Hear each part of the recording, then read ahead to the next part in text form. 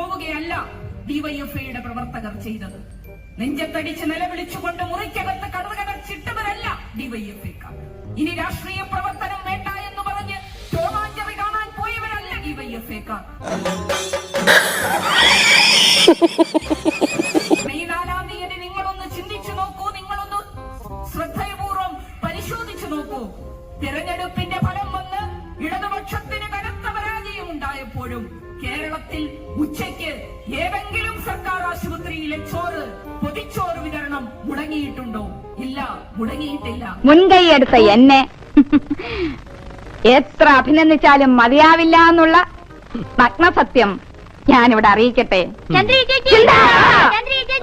പറഞ്ഞാൽ ഈ ചിന്താ ജുറോം എന്ന് പറയുന്ന നമ്മുടെ നാട്ടിലെ ആളുകൾക്ക് പൊതുവെ പരിഹസിക്കാനും താടിക്കെട്ട് തട്ടാൻ തലക്കെട്ട് ഞോടാനുമുള്ള ഒരു ഹാസ്യ കഥാപാത്രമായി പരിണമിച്ചിരിക്കുന്നു എന്നുള്ളതാണ് സത്യം.